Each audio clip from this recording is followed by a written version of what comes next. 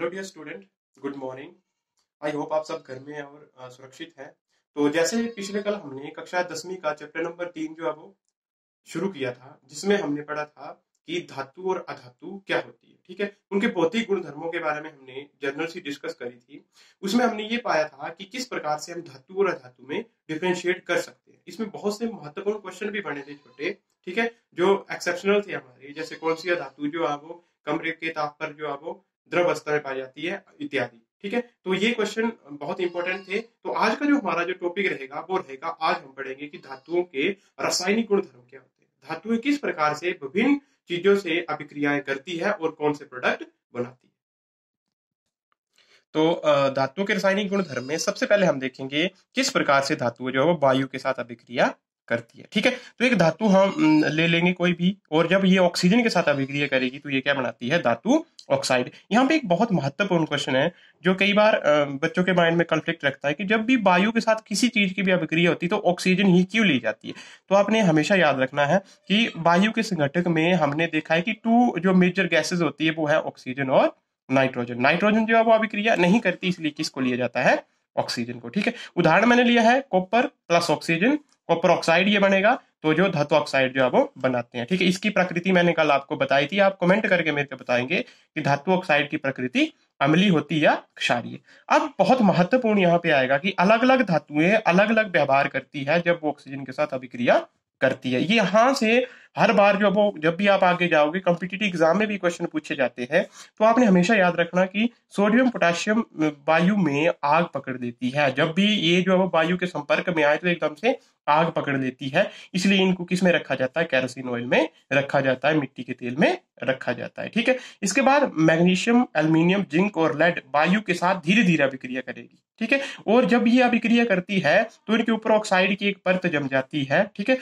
जैसे कि आपने क्वेश्चन भी पढ़ा है कि मैग्नीशियम को जलाने से पहले इसको रेगमार्क से क्यों साफ किया जाता है, तो यही कारण है क्योंकि ये वायु से धीरे धीरे अभिक्रिया करके इसके ऊपर एक सफेद रंग की ऑक्साइड की परत जम जाती है। ठीक है जी, उसके बाद है आयरन वायु के साथ जो अब अभिक्रिया नहीं करता है, गर्म करने पर भी यह अभिक्रिया नहीं करेगा, लेकिन आयरन का पाउडर होगा वो वायु के साथ जो है वो अभिक्रिया कर जाता है। जो कॉपर है हमारा, वो वायु की उपस्थिति में उसके ऊपर काले रंग की परत जो है वो चढ़ जाती है। और सिल्वर, चांदी या सोना किसी भी प्रकार की अभिक्रिया नहीं करते हैं ऑक्सीजन के साथ। यहां से भी एक छोटा क्वेश्चन बनता है, हर बार पेपर में आता है कि कौन सी 2 या 3 धातुएं हैं जो मुक्त अवस्था में पाई जाती है प्रकृति में, तो वो आएगी आपकी सिल्वर और गोल्ड।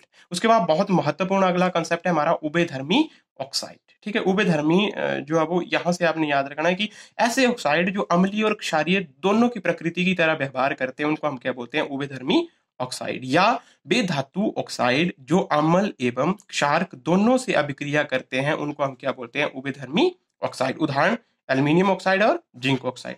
यहाँ पे मैंने लिया एल्यूमिनियम ऑक्साइड प्लस इस यहाँ पे मैंने एक जो है वो एसिड ले लिया, इसके साथ भी ये क्या बनाएंगे, लवण और वाटर जो है वो बनाते। उसी तरह से यहाँ पे मैंने लिया एक क्षारक, वो भी जो है वो इनके साथ अभिक्रिया करके जो है वो रिस्पेक्टिव जो है वो लवण और वाटर बनाते हैं। ठीक है जी, अब ये था हमारा वायु के साथ जो है वो इनकी किस प्रकार से जो है वो अभिक्रिया होती है। और यहाँ से बहुत महत्वपूर्ण क्वेश्चन बताया मैंने, और उभयधर्मी ऑक्साइड 100% पेपर में आता है। तो ऐसे ऑक्साइड जो अम्ल और क्षारीय दोनों प्रकृति का व्यवहार करते हैं या दोनों के साथ अभिक्रिया कर सकते हैं। इसके बाद जल के साथ धातु की अभिक्रिया। अब हम देखेंगे कि जल के साथ किस प्रकार से धातु अभिक्रिया करती है। अब मान लो एक धातु ले ली जनरल में, प्लस जल उसमें डाल दिया, तो ये धातु ऑक्साइड और हाइड्रोक्साइड प्लस हाइड्रोजन गैस जो है वो बनती है। हमेशा याद रखना, धातु जल के साथ धातु ऑक्साइड या धातु हाइड्रोक्साइड बनाते हैं और हाइड्रोजन गैस निकलती ही है। पर यहाँ पे अब आपने जो है वो ये देखना हमने कि कब जो है वो जल के साथ कौन सी धातु जल के साथ धातु ऑक्साइड बनाएगी और कौन सी हाइड्रोक्साइड बनाएगी। तो यहाँ पे मैंने आपको यहाँ पे सिंपल करके दिया है कि जो बहुत अभिक्रियाशील धातुएं हैं जैसे सोडियम है, पोटाशियम है, ये धातुएं जो है वो क्या बनाएगी, हाइड्रो ऑक्साइड।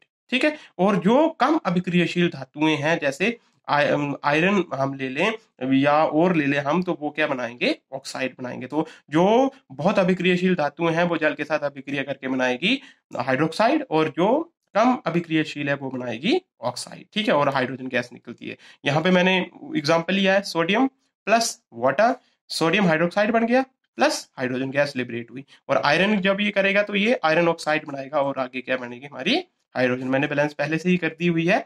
अब हम ये देखेंगे कि फिर से अलग अलग धातुएं अलग अलग तरीके से जल के साथ अभिक्रिया करती है। यहां से भी एक क्वेश्चन जो है वो हर बार जो है वो बड़े एग्जाम में पूछा जाता है, इसके आपने बहुत अच्छे से नोट्स बना लेने हैं।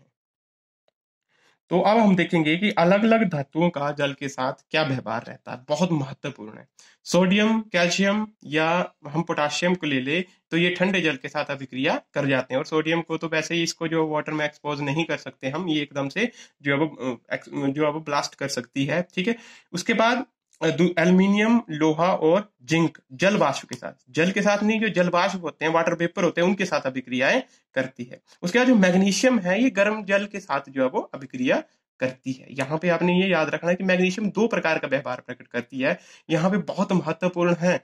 कैल्शियम और मैग्नीशियम जल की सतह पर तैरते हैं। जब भी कैल्शियम और मैग्नीशियम जो है वो जल के साथ अभिक्रिया करेंगे तो ये जल की सतह में जो है वो तैरने लगते हैं। इसके पीछे का कारण भी मैं बताऊंगा कि ये क्यों तैरते हैं। देखो, जब भी ये जल के साथ अभिक्रिया बने करेंगे तो जो हाइड्रोजन जो बनती है वो इनके साथ जो चिपक जाती है और ये जल के ऊपर जो है वो तैरने लगते हैं। उसके बाद है हमारे वही आगे हमारे, जैसे हम सिल्वर ले ले या गोल्ड ले ले या कॉपर ले ले या लेड ले ले, ये कोई भी अभिक्रिया नहीं करते हैं, चाहे गर्म हो जल चाहे ठंडा हो, ठीक है। यहाँ से एक एग्जाम में कई बार जो बड़ी एग्जाम होते हैं उसमें भी ये क्वेश्चन पूछा गया है कि कौन सी ऐसी धातु है जो जल के साथ जो है वो अभिक्रिया करके जल की सतह पर तैरती है, तो बहुत महत्वपूर्ण है। उसके बाद लास्ट अभिक्रिया मैं देखूंगा आज की, धातुओं की अम्लों के साथ अभिक्रिया, ये आप कर चुके हैं, ठीक है। हम पिछले चैप्टर में पढ़ा है कि जब भी कोई धातु अम्ल के साथ अभिक्रिया करती है तो लवण और क्या बनता है हमारा हाइड्रोजन गैस लिबरेट होती है। लेकिन हमेशा आपने याद रखना है कि आपने जो अम्ल लेना है वो डाइल्यूट लेना है, तनु अम्ल लेना होता है यहाँ पे, ठीक है। क्यों तनु लेते हैं? अगर कंसंट्रेटेड हो तो वो धातु को जो है वो अफेक्ट भी कर सकता है और हमें भी उससे इफेक्ट जो है वो हो सकते हैं। तो आज हमने पढ़ा धातुओं के रासायनिक गुणधर्मों के बारे में। अगली वीडियो में मैं आपको बताऊंगा कि अधातुओं का किस प्रकार से जो है वो व्यवहार रहता है और कुछ कॉमन क्वेश्चन जो एग्जाम के रिलेटेड बहुत महत्वपूर्ण है।